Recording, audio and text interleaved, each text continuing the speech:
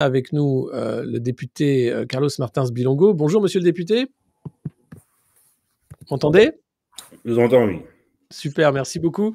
Merci d'être avec nous. Je voulais vous avoir, au Monde Moderne pour parler de ce scandale d'État, qui est le scandale Tracfin, dans lequel vous avez été, plongé bien malgré vous. Est-ce que vous pouvez rappeler les faits, rapidement, puisque les médias mainstream en ont longuement parlé lorsque vous avez été inculpé. Vous êtes blanchi de tout ce qui était les accusations. Mais aujourd'hui, on ne parle pas de l'autre scandale qu'on va dérouler après. Mais d'abord, quelle est l'origine en fait de ce scandale Tracfin à votre propos? L'origine du scandale, déjà, merci de m'inviter. Ben, merci à vous. Bonjour aux auditeurs et auditrices. Du coup, le 11 mai 2023, je sors mon livre Noir français et j'ai un vernissage à Villiers-le-Bel, dans ma circonscription. Je suis député de la 8e circonscription du Val-d'Oise. J'ai été élu en juin 2022. Et à 1 heure de mon vernissage, je reçois plusieurs appels de la même personne, un journaliste de BFM TV, Monsieur Von Tinghem. Je n'arrive pas à l'avoir, enfin, il essaye de m'avoir au téléphone, je ne suis pas disponible parce que je suis en préparation d'un vernissage, je suis à l'Assemblée nationale, je prends la route pour aller à Villiers-le-Bel. Et il appelle l'ensemble de mon entourage, les équipes de mon groupe parlementaire, pour dire que c'est urgent, il doit m'avoir au téléphone. Et du coup, à un moment donné, après maintes assistances, je décroche et il m'annonce qu'une enquête est ouverte au parquet de Pontoise pour blanchiment, fraude fiscale, abus de biens sociaux. Et il me pose une question, il me dit, voilà, vous avez 5 minutes, dans 5 minutes, vous êtes partout, donnez-moi une réponse. Je dis, bah, je vais voir avec mon expert comptable, mais je ne suis pas au courant. Et il me dit, c'est tout? Oui, c'est tout. Il me dit, ben, dans 5 minutes, vous êtes partout. Je suis dans une brasserie, je raccroche, c'était BFM à la brasserie, je lève la tête et je vois Alerte Info et le journaliste en question que j'ai eu il y a 5 minutes de téléphone qui explique que voilà, avec voilà, une enquête est ouverte par Tracfin, etc., avec tout un exposé sur il avait un compte à l'étranger, 200 000 euros qui ont été dissimulés au fisc depuis tant d'années, etc., etc. Bon, moi, je quitte la brasserie, je vais du coup à mon vernissage. J'ai du coup plein d'appels pendant les heures où c'était mon vernissage parce que il y avait une diffusion extrême, je trouve, sur BFM TV. C'était Alerte Info toutes les 5 minutes. Et du coup, j'arrive à mon vernissage. À mon vernissage, j'étais aussi attendu par les caméras de BFM TV, qui étaient déjà à Villiers-le-Bel avec Europe 1 et d'autres médias. On avait 300 personnes qui étaient présentes pour mon vernissage. Et ils n'ont cessé de tendre le micro aux participantes pour dire, vous avez vu, votre député est accusé de fraude fiscale, vous en pensez quoi, etc., etc. C'était un acharnement terrible. Mais ce que vous dites, c'est qu'en fait, vous avez appris la mise en accusation, mise en examen, je ne sais pas les termes exacts. L'ouverture d'une enquête préliminaire. Non, l'enquête préliminaire, vous l'avez appris par l'appel de BFM. Vous n'étiez pas au courant, l'administration ne vous avait pas contacté, donc il y a eu une fuite déjà de la part de la justice auprès de la rédaction de BFM, et ensuite il y a eu une sorte de gonflage de cette affaire, puisque tous les médias se sont emparés de l'affaire comme étant, regardez, c'est scandaleux, un député de la France Insoumise qui planque des sous à l'étranger, enfin, et à l'époque, il y a eu, j'ai vu, vous avez sur votre compte X partagé tous les recensements de ces médias qui ne sont pas revenus dessus depuis que vous avez été blanchi, et qui n'ont pas expliqué l'ampleur de ce scandale, puisque derrière, comment se fait-il qu'il y ait eu cette enquête sur vous, en fait? Qu'est-ce qui fait que il y a eu un déclenchement d'enquête? Aujourd'hui, je vais l'expliquer, mais déjà, quand on vous dit que c'est Tracfin, Tracfin, c'est un organisme très sérieux. Ouais. Ça veut dire que l'ensemble des médias, ils disent, bon, c'est Tracfin, c'est du sûr. Je vous passe les mots-clés que j'avais sur les plateaux de télé. Ils disaient, oui, ils parlent de l'expert comptable, n'importe quoi. Vu que c'est Tracfin, c'est sûr. Et puis voilà. Mais moi, j'étais convaincu de n'avoir rien fait. Ouais. Mais à un moment donné, même moi, je me suis mis à douter. Je me suis dit, bon, tout le monde me dit que c'est Tracfin, c'est un organisme super sérieux. Peut-être que j'ai fait quelque chose. Et à un moment, on commence à réfléchir. Au bout d'une soirée, on se rend compte que j'ai pas le compte à l'étranger à part une application Revolut c'est un compte à l'étranger, malheureusement, Revolut, il faut le savoir, avec Mhm. 126 euros à l'intérieur. Ça va. Je me sens poser une question, je me dis, bon, ça ressemble plus à une cabale médiatique. Mhm. Et en fait, la manière dont les infos ont été exposées, qui m'ont fait tilt. Je me suis dit, non, il y a une cabale derrière. Parce que mon compte Mhm. à l'étranger, si Tracfin est si sérieux que ça, ils auraient pu s'apercevoir que mon compte à l'étranger, c'était un compte Revolut avec 126 euros. Ouais. Où il y a un truc qui est monté. Et moi, je me suis dit, non, non, je ne vais pas lâcher. Je vais trouver par tous mes moyens possibles que je peux avoir, mais déjà de me défendre au travers de Mhm. communiquer, de garder la face aussi, parce que beaucoup de journalistes demandaient aussi ma démission, des collègues aussi me mettaient un peu à l'écart. Mais il a fallu, voilà, cette enquête de l'informer. Au moment où, déjà, je vais reprendre juste la genèse pour pas trop partir trop loin. J'ai Mhm. eu ma première audition libre en novembre 2023 auprès de la police judiciaire de Pontoise. Ouais. Quand je suis reçu par le policier, il m'explique, Monsieur Bilongo, je suis désolé, vous n'avez rien fait. Je dis, il me dit, oui, oui, j'ai fait tous les calculs, les chiffres d'affaires sont exacts à 1 centime près. Bon. Et même moi, encore une fois, je m'interroge, je me dis, bon, j'étais gérant de société, mais vraiment des petites boîtes, hein, auto-entrepreneur avec un chiffre d'affaires très, très minime. Donc, même moi, quand je voyais à la télé, je me dis, bon, un journaliste, grand reporter BFM TV, va sur société.com, il vérifie, il voit que c'est des petites sociétés qui font un très faible chiffre d'affaires avec un dépôt de chiffre d'affaires toujours à temps, etc. Mon expert comptable avait très bien travaillé. Mhm. Mais c'est pas grave, on m'a jeté en pâture. Et quand j'ai mon audition auprès du commandant de police, il m'explique vraiment tout est clean et tout. Je ne comprends pas pourquoi il y a eu tout cet emballement médiatique. Je suis vraiment désolé. En tout cas, je veux vous confirmer une chose, la fuite n'est pas de nous, parce que nous, on nous a remis le dossier après la publication dans les médias. L'enquête a été Mhm. ouverte. Il a dit, OK, c'est ce qui était dit dans les médias. Mais en tout cas, nous, transmis après la publication dans les médias. Je dis, OK, ça m'interroge encore. Du coup, avec mon avocat, on relance constamment le parquet pour avoir de l'information, la suite du dossier. On relance le policier aussi. Il dit, bon, moi, c'est clos, etc. Je renvoie au parquet. Ensuite, la procureure devra décider.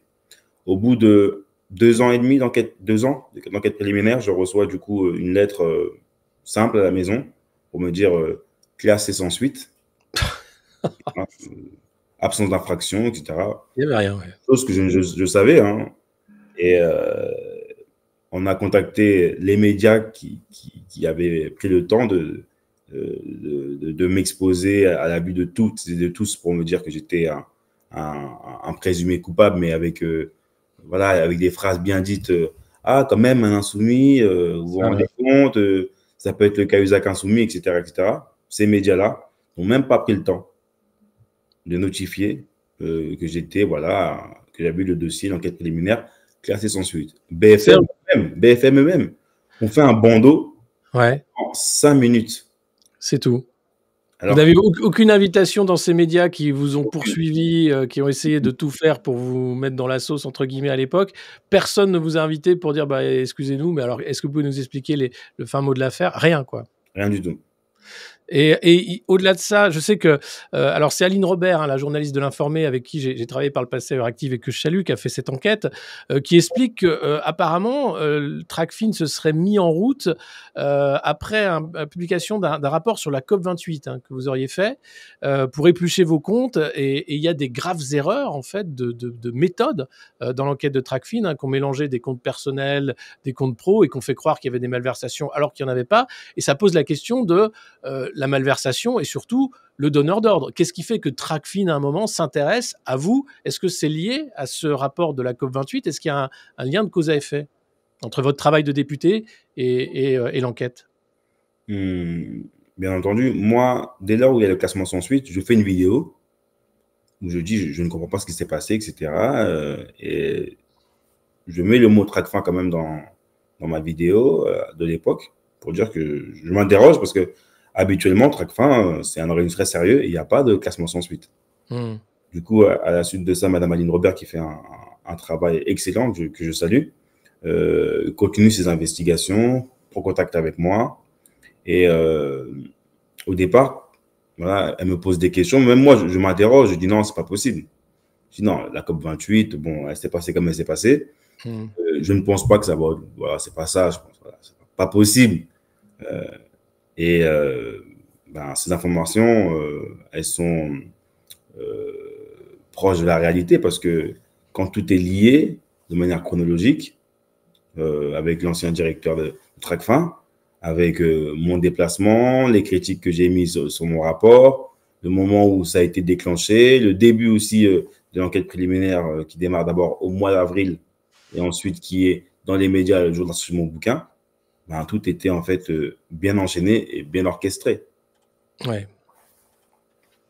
Mais qui a justement orchestré ça? Parce que entre Tracfin qui se met en route pour rien, hein, puisque 2 ans après vous êtes totalement blanchi, les médias qui s'emballent, hein, clairement il y avait, il faut se faire la tête de ce député insoumis.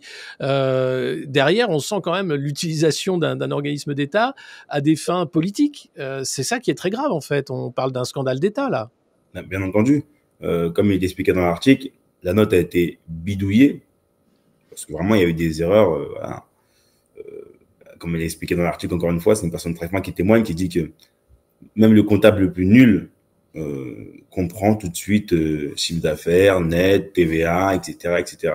Ou de confondre l'impôt sur les revenus et l'impôt des sociétés. Mais ça a été fait sciemment. Sciemment. Mais il faut savoir qui est le commanditaire, pour quel intérêt. Intérêt, bon, il était là, c'était ça lire un député qui a émis des critiques sur les Émirats Arabes Unis. Mais il faut savoir que c'est notre administration. Tout est remis en cause. C'est notre cellule de renseignement financier qui a failli. Aujourd'hui, c'était moi, mais on a vu dans la partie 2 de l'article que d'autres personnes aussi ont été attaquées. Ça veut dire que l'ensemble des concitoyens aujourd'hui peuvent être mis en difficulté. Ça peut aussi être une ingérence étrangère au moment d'une élection. Tous ces sujets-là doivent être soulevés, mais il n'est pas possible que le ministère de l'économie se fasse infiltrer par les Émirats Arabes Unis et qu'il y ait un silence de l'État parce que peut-être les Émirats Arabes Unis sont le premier pays acheteur d'armes à la France ou qu'on a une base militaire là-bas. Ce n'est pas possible. Parce qu'en fait, dans ce rapport sur la COP28, vous étiez très critique vis-à-vis de l'organisateur, enfin les Émirats Arabes Unis, et eux n'ont pas aimé ça en disant mais attendez, avec tout ce qu'on vous achète d'armes, en gros ce serait un peu ça la malversation, et on ne sait pas. Mais vous avez posé la question à l'Assemblée nationale à Amélie de Montchalin en disant mais est-ce que voilà, comment vous expliquez ça, et quelle a été la réponse du gouvernement? Que tout s'est bien passé, que si une enquête a démarré, c'est qu'il y a eu un signalement. Ensuite, elle nous explique la procédure. C'est soit un notaire, soit une banque, etc., etc. D'accord. En fait, moi, j'ai juste eu un classement sans suite. Et en fait, il n'a jamais eu de classement sans suite chez Tracfin. Ouais. Il y a un souci. Et je vous dis, toute la chaîne de contrôle a été bafouée, mais ça a été amené, ça a été motivé. C'est motivé par quelque chose. Il faut mettre la lumière là-dessus. Ce n'est pas possible que notre administration soit infiltrée par un État étranger et couvert aussi par des ministres pendant les questions au gouvernement. Oui. Parce que c'est ça, vous n'avez pas eu de réponse. Aujourd'hui, ni l'enquête de l'informé, ni vous-même en tant que député n'avez eu de réponse sur qui a fait le signalement et pourquoi on s'est intéressé à vous de cette façon-là, alors qu'il n'y avait rien, hein, parce qu'il faut le rappeler. C'est-à-dire c'est une enquête pour rien, pour essayer de salir une personnalité publique. Exactement. Après, sur la partie 2 du journal L'Informé, on rentre encore plus en profondeur sur les liens entre Tracfin et les Émirats Arabes Unis et son ex-directeur, M. Guillaume Valet-Valla. Le fait que les Émirats Arabes Unis étaient dans la liste grise du GAFI, ça veut dire des pays non sûrs en transaction financière, en 2022, en 2023. Les Émirats Arabes Unis sont sortis en 2024 grâce à la signature de la France. La signature s'est faite à Malte par M. Guillaume Valet-Valla, nom de Tracfin. Et ensuite, ils ont été réintégrés dans la liste grise en 2025. Et entre-temps aussi, M. Guillaume Valet-Valla a été plus ou moins congédié en Conseil des ministres en 2024. Alors, il est dit qu'il a été mis fin à ses fonctions à sa demande, hein, selon le compte-rendu du Conseil des ministres. Ça, c'est le compte-rendu. Et ça, c'est pour le CV. Ça, c'est pour le CV en général. Oui, c'est ça. Parce qu'il y avait encore l'informé à l'époque qui avait évoqué un rapport interne qui était très critique sur la gestion de Guillaume Valet-Valla du service français anti-blanchiment, où on voit qu'il y avait quand même des largesses, visiblement, notamment avec les Émirats arabes unis. Donc là, on a quand même beaucoup de faisceaux d'indices sur le fait que c'est pas vous qui devriez avoir une enquête, mais plutôt le chef de Tracfin. Aujourd'hui, il est où, Guillaume Valette-Valla? Il a de nouvelles fonctions publiques Bien ou... sûr, il y a la Cour des comptes. Il y a la Cour des comptes. Après, voilà, il faut aussi se rappeler que c'était M. Gabriel Attal qui était au compte public. Ouais, Madame Monchalin, c'était Gabriel Attal qui était en compte public il y a 2 ans, au moment de l'enquête. Et il lançait aussi un grand plan sur la fraude fiscale. Je ne sais pas si vous super. vous rappelez, Attal avait fait une grande annonce, un grand plan sur la fraude fiscale qui a débouché sur rien à part sur l'affaire Bilongo. C'est impressionnant. Ce qui me choque dans cette affaire et ce qui doit choquer les auditeurs, c'est la non-couverture médiatique de cette affaire. Hein. Il y a simplement l'informé qui est une lettre quand même spécialisée et heureusement on arrive à y faire écho. 2, le traitement par le gouvernement comme si tout s'était très bien passé et si c'était normal. Et puis derrière, rien. On va faire comme si c'était normal d'attaquer quelqu'un simplement sur des bases politiques, sans preuve, pour faire croire, alors que Tracfin a quand même d'autres chats à fouetter quand on voit l'ampleur de la fraude fiscale dans ce pays. Bien entendu. Très fin, vraiment, c'est en plus la lutte contre le terrorisme également. Mmh. Du coup, on se demande qu'est-ce qui s'est passé. Et moi, encore une fois, je remercie les personnes qui sont en interne qui ont lancé l'alerte.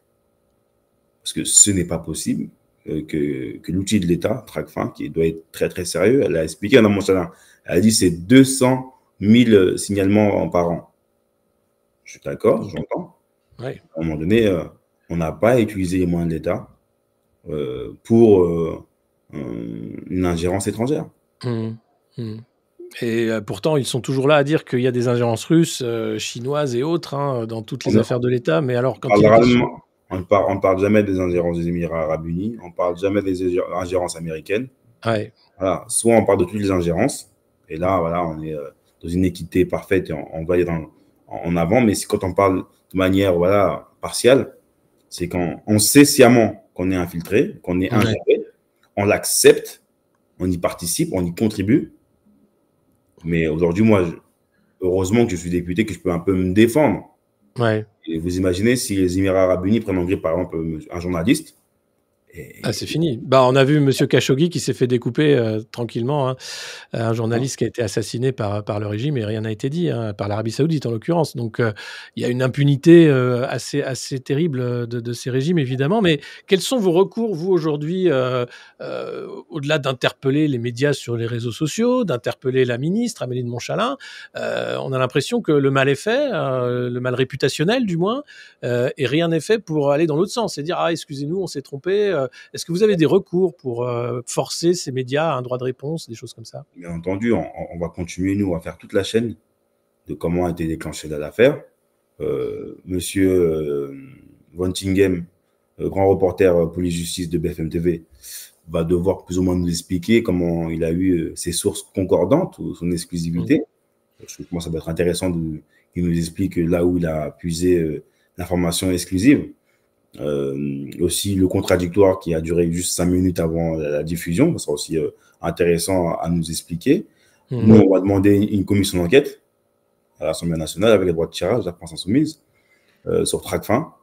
Et j'espère qu'on aura aussi j'espère convoquer monsieur Von Tinghem, convoquer aussi l'ancien directeur de Tracfin, des salariés de Tracfin également, qui pourront nous expliquer le fonctionnement des choses, et éventuellement des membres de l'ambassade française qui sont à Abu Dhabi, parce que il avait été rappelé dans l'article Tracfin est venu à Abu Dhabi juste après mon passage à la COP.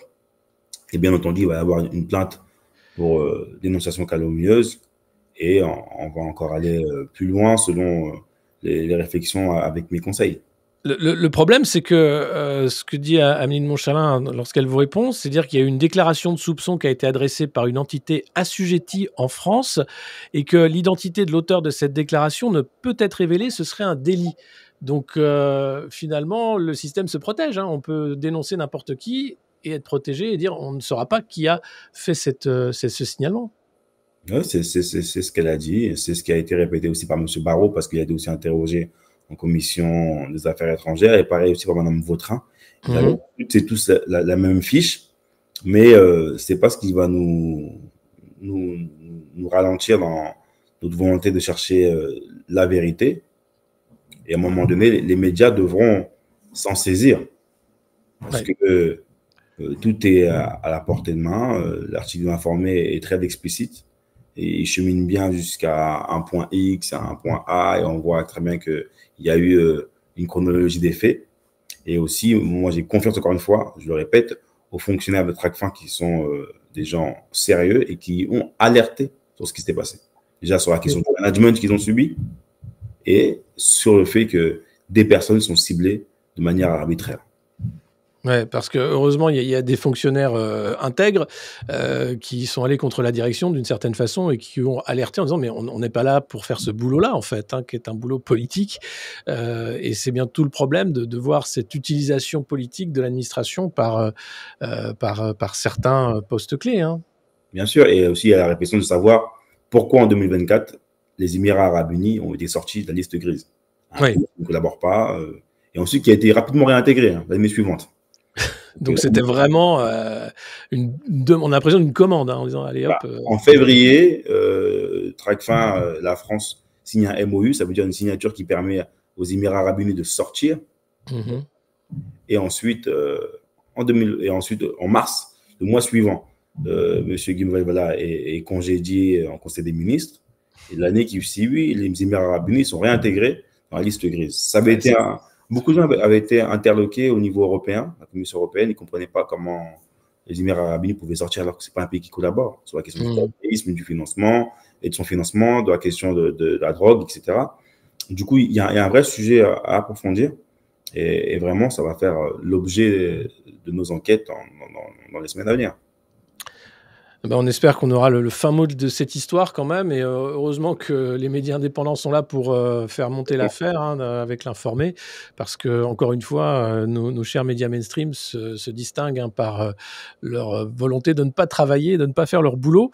On va juste rapidement sur un autre sujet, c'est la discussion du budget, qui s'entame cet après-midi. Est-ce que vous avez des pistes? Est-ce que vous pensez que dans les semaines qui viennent, il peut y avoir une censure du gouvernement, le cornudeux? Quel est l'état d'esprit à l'Assemblée en ce moment? Bon, moi, je suis en commission des finances, très bien placé pour vous donner des éléments. À l'issue du débat budgétaire de mercredi soir, on a fini à 2 heures du matin, Mmh. c'est soldé par un vote. Euh, Vous avez du coup la plateforme centrale ou le bloc central qui perd le vote à l'issue du PLF, du débat qu'on a eu, 11 voix pour, sachant qu'ils sont 27, Ouais. le bloc central, ça veut dire 11 voix pour et 27 et 37 voix contre en commission des finances. Parce que c'est un budget où, sur le PLF, tout a été voté pour ou contre. Monsieur Le Cornu avait mis des taxes sur les holdings qui ont été retoquées par ses propres députés. Ça veut dire le gouvernement fournit une feuille de route avec des amendements pour taxer les holdings à un faible niveau. Ouais. Monsieur Le Cornu qui le met en place dans son PLF, et c'est les propres députés macronistes qui viennent, par des amendements, les supprimer. Ensuite, vous avez même le MoDem qui n'a pas accepté ces prises de position qui sont trop en protection des ultra-riches. Mmh. Horizon, eux, ils ont dit que c'est taxé un peu trop les ultra-riches, du coup, ils ont voté contre. C'est Les génial. républicains qui disent que le budget d'austérité n'est pas bon, du coup, ils ont voté contre. Et à un moment donné, on voit qu'il y a un éclatement total juste de leur plateforme. Mmh. Du coup, pour moi, je pense que la suite logique sera une censure parce que le budget ne passera pas. Et on voit que les socialistes, avec la lettre rectificative qui est liée cette fois-ci au PLFSS, ce n'est pas au Mmh. PLF, là, on commençait à dire, vu que sur la réforme des retraites, c'est un décalement, c'est plus une suspension, du coup, on n'est plus d'accord. Et M. Boris Vallaud a dit, on va s'énerver ou on va se fâcher. Bon, je ne sais pas ce que ça veut dire en socialiste, Ouais, fâché. En tout cas, je mais suis convaincu qu'on ira vers une censure du budget parce que le gouvernement n'a même plus de parlementaires pour défendre ses articles et ses amendements.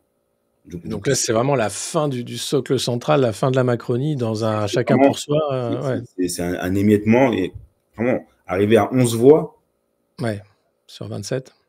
sur 27, voilà, il n'y a plus rien en fait. Ouais. Il n'y a, Et, plus rien. Et justement, par quel biais, en fait, la censure? Puisque, le Cornu a dit qu'il n'utiliserait pas le 49.3.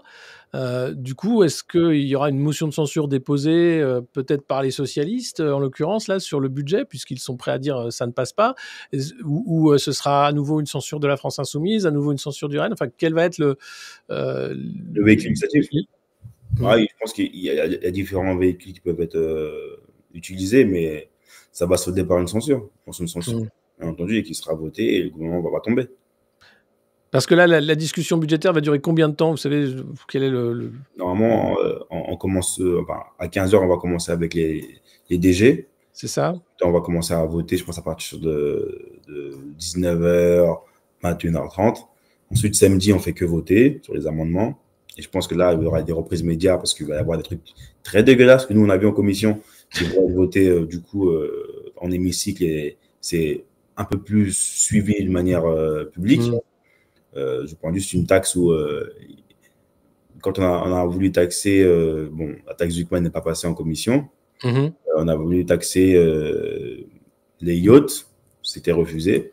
Et à un moment donné, il y a un article où on va faire une majoration sur les demandes de titre de séjour.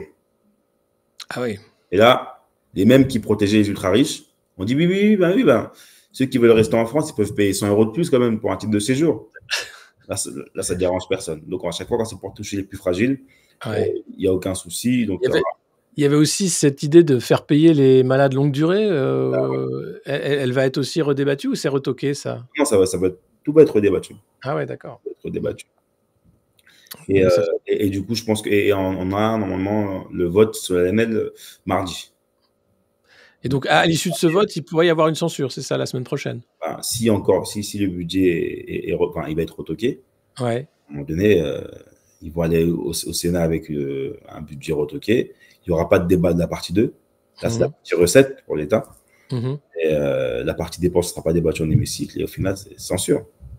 Mmh. Et il n'y a pas une possibilité, de l'exécutif d'utiliser un décret, enfin de faire passer de force le budget? Ils vont faire des ordonnances. Ouais. Mais nous, on va déposer une motion de censure. Et normalement, Mmh. les socialistes, je pense que là, il y aura au moins 28 socialistes courageux. Ils étaient 8 ou 7, Ouais, c'est ça. 6. Je pense qu'on peut en gagner 20 sur des questions voilà, liées à la taxe Zuckman qui ont Mmh. défendu ça au mois de juillet dernier. C'est eux qui Ouais. étaient en train de dire que s'il n'y a pas de taxe Zuckman, ben, ça sera la censure. Aujourd'hui, c'est devenu autre chose. C'est la suspension, on a sauvé les Français, on verra ça en 2027. Voilà. C'est Moi, je dingue. pense que l'expression populaire, ça veut dire le vote. On ne doit pas en avoir peur. Il faut arrêter Mmh. de dire s'il y a un vote, ça va être l'extrême droite, etc. Moi, je n'y crois pas à ça. Mmh. Je suis prêt à faire campagne. Si le président de la République nous menace en disant c'est pas une mention de censure, c'est une mention de dissolution, libre à lui. En tout cas, ça prouve une chose que le monarque présidentiel a des problèmes à l'Élysée. C'est Ouais. une élection anticipée présidentielle. Ouais. Si ce n'est pas une élection présidentielle, ce sera une élection législative qui permettra de rebattre les cartes. En tout cas, nous, on va faire campagne. Et on n'a Mmh. pas peur des sondages qui disent que l'extrême droite est aux portes du pouvoir. C'était pareil en juin 2024. C'est tout le temps pareil, ouais. Ouais. Donc, Et sur les rapports avec le groupe socialiste, vous leur parlez? Enfin, ils se rendent compte qu'ils se font avoir, qu'ils sont complètement à côté de la plaque? Ou comment ça se passe? Où ils sont dans un déni, autour de François Hollande et 2-3 figures et de dire: «Ben, nous, on est responsables, la stabilité». Enfin, en dehors des caméras, est-ce que quand même ils se rendent compte qu'ils sont à côté de la plaque? non, en dehors ou devant les caméras, c'est pareil. Hein. Je pense que Ah ouais? les centres de la gauche de gouvernement, les mêmes qui se targuaient d'avoir 4000 parrainages au moment des présidentielles hein, et qui ont Mmh. 1,7%, mais qui étaient très heureux de venir devant le bureau de la France Insoumise pour négocier un accord au moment de la NUPES.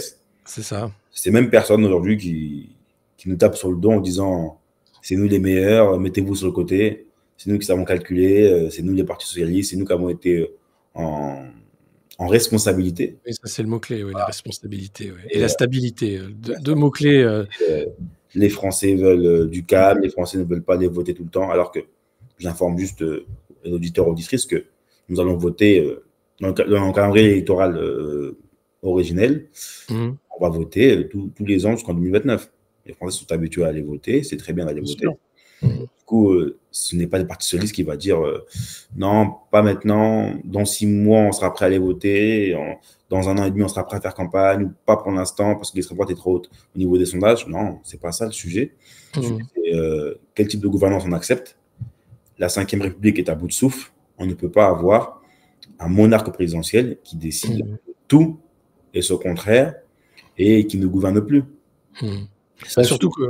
qu'aujourd'hui, il a plus de majorité, il a plus rien, il est extrêmement isolé, et donc on voit bien que ça ne fonctionne plus. Il y a une sorte de putsch, institutionnel, dans la façon de faire d'Emmanuel Macron, d'imposer, Sébastien Lecornu qui est lui aussi minoritaire. Enfin, ça ne peut pas fonctionner. Si les partis socialistes qui, eux, voilà, sont l'origine de la naissance de Macron, qui sont Mmh. au pouvoir, s'ils veulent être, encore une fois, la béquille du macronisme, parce qu'ils en sont à l'origine de sa naissance, ben, les Français jugeront et je pense qu'ils vont le faire comme ils l'ont fait en 2022 et ça va être très compliqué pour eux.